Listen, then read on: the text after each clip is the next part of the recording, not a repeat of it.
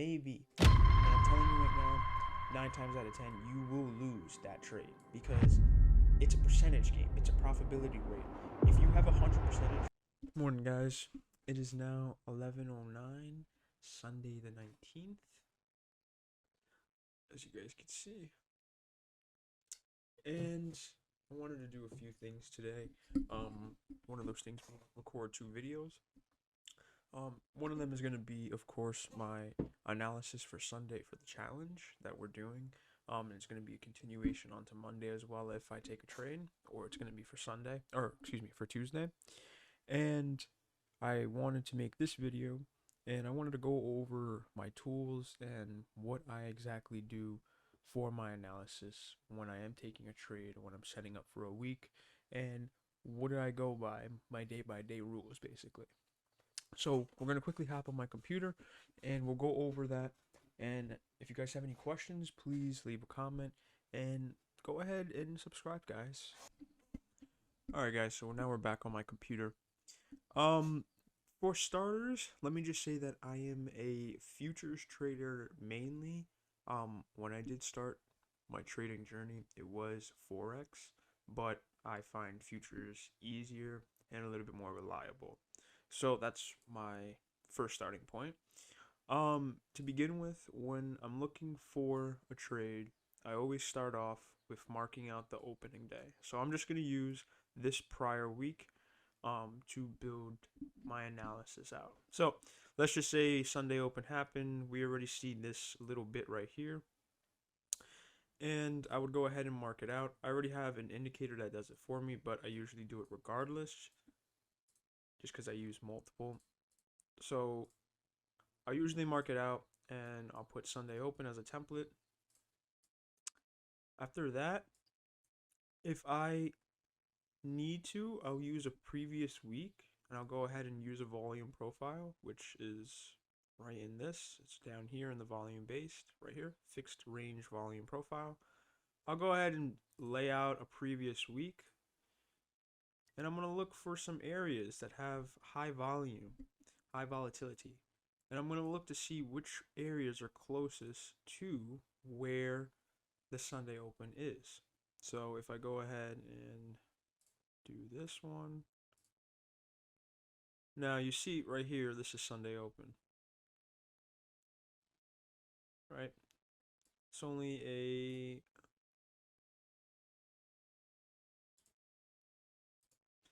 not even 8-point difference right there between this volume area low, that's what I would call this right here, and the Sunday open. So I'm going to say this is a good area to always look out for. So I can either wait for price to come back up and retest it like this, which it did. And this only took until Wednesday, right?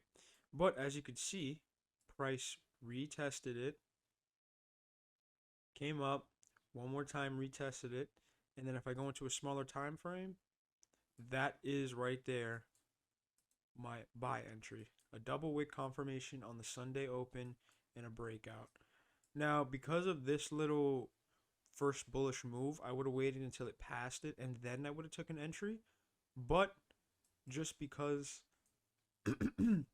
most likely I wouldn't have actually bought in here, only because there was not a wick on this guy, I would have waited regardless. And if it would have pushed up and passed this wick, then I would have bought. And as you can see, if I just go back out, put a long,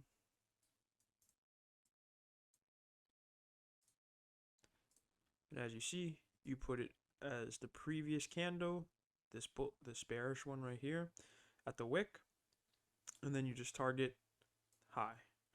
So as you can see, I mean, that's a 1 to 3 right there. It came all the way up here, so that would have been a 1 to 4. Realistically, I would have did a 1 to 2, but I would have aimed for this high right here, which is a 1 to 2 regardless. So that's a plain and simple, easy entry 1 model trade right there. That happens all the time. You would be surprised how many times price comes back and retests these levels. And now I don't only just use the Sunday open. I also use the areas right here. So this point of control right here, as you can see, it happened over here. So if I lay this out, go over here, lay my template. Oh, wrong one. Oh, no, still wrong one. Right, so if I have this one right here, as you can see, price again came up after that bullish movement, came back down, retested it here, and then boom, shot right up. So as you can see, again, double wick confirmation, and then as soon as it took over these two previous bullish candles, then that's when I took a buy. Would have taken a buy, and again, as you can see, you put it at the bottom of the previous candle, and I mean, this is a crazy trade right here. If I didn't have any take profit, then it would have been a 1 to 17 realistically. So, I mean, I wouldn't have actually held that unless I was a swing trader, because that's the course of, I think, 2 days. Or no, that's a course of a day. But that is as simple as it gets inside. And besides that, it's all about risk management and not over trading. Now, when it comes to these two things, it's all about personal preference. Because if you use your own capital, you know, you might have to trade a lot smaller than the average person that uses like let's say a prop firm, or that has enough capital to get started, 5,000, 10,000. So it all depicts on you and your situation. But I will say that do not think about it as the money. Do not think about, oh, in 3 months I'll be making 100K, or I'll have 100K, or whatever it may be. Don't think about it as that, because if you think about the money, the second that you get a big winning trade, you're going to risk it all. And that's then gambling. That's not doing proper risk management. That's not trading. That's gambling at that point. So you guys need to be careful when you're doing trading and you're doing risky trades, and not even risky trades, but when you're taking trades. Don't overtrade and don't over risk.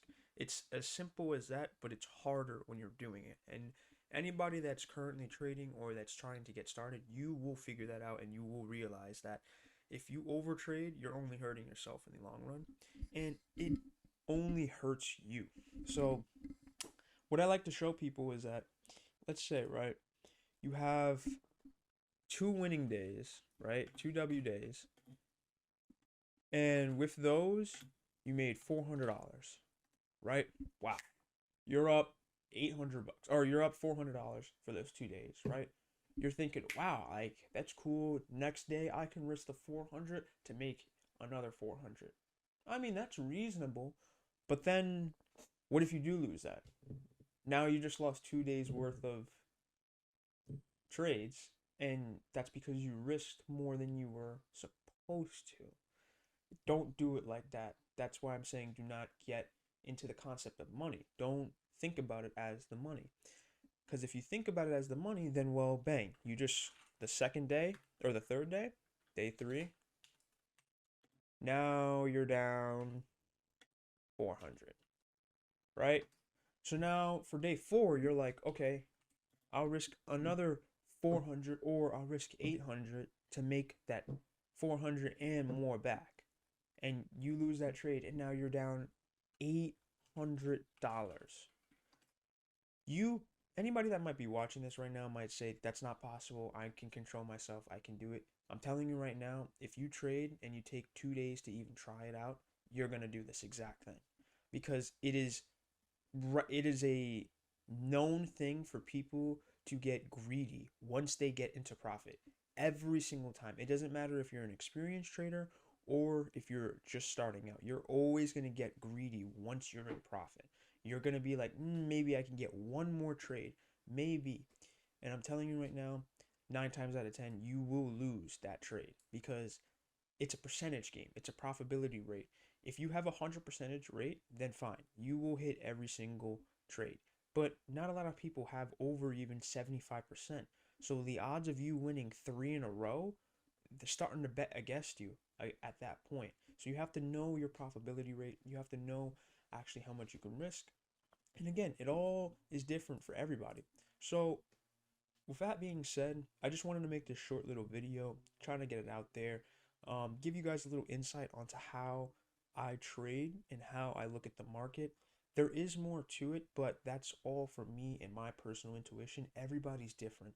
Everybody has different experiences. Everybody likes different strategies, and everybody uses different little things here and there. I'm going to do my analysis for the week for the live account, and then at that point, I will go ahead and start my week, and we'll see what this week brings us. Again, don't forget we're about at $30, so we're down $20 for the first week. We started the first day with $40 in profit, so I mean we could have ended the week on a better note, but that's you live and learn. So we'll go ahead and get started with that once 5-6 o'clock rolls around. So I'll see you guys then.